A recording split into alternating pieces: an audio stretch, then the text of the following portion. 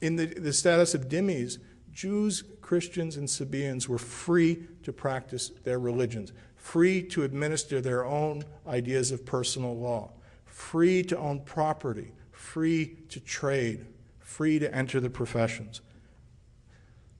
Yes, they were not given full equality, but compared to anything that had gone on before the 7th century, Jews and Christians enjoyed remarkable freedom. And the proof is that every small, radical Christian denomination that disagreed with Rome or disagreed with Byzantium or Constantinople are still found in Egypt and Syria and Lebanon and Palestine and Iraq. They're not found in Spain or Portugal where they had the Inquisition.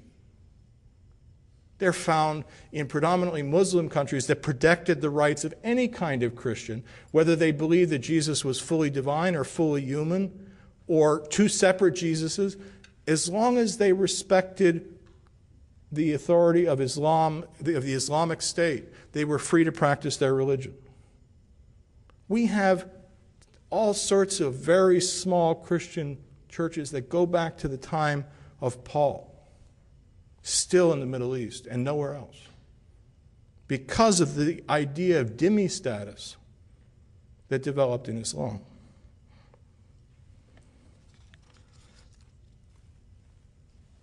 Jews prospered in the Islamic world until the 20th century and continued to prosper in places like Egypt until the 1956 war with Suez, until tensions over the Arab-Israeli conflict reached a point where it began to be difficult for Jewish minorities in the Arab world. But for almost 1,500 years, that was not the case.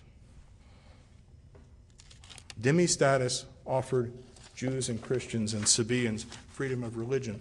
And using that model, Zoroastrians were given freedom of religion, and Hindus were given protections, not quite on the par with Jews and Christians, but in similar ways. So, dhimmi status, I shouldn't romanticize it too much in the sense that Jews and Christians were not allowed to try to convert Muslims, nor could they hold political office, but they could be advisors.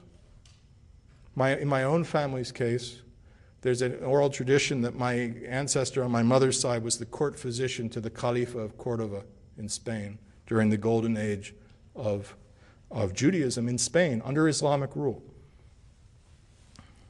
For the next 800 years, the heartland of Jewish culture in the world was the Muslim world, where Muslim philosophers and Jewish philosophers worked on common problems about ideas of God, and they influenced one another. They engaged in debate. Many of the great Jewish thinkers of the Middle Ages wrote in Arabic.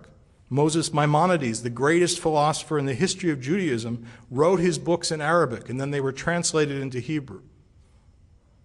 Moses de Leon wrote the greatest mystical text in the history of Judaism in the 12th century in Muslim Spain.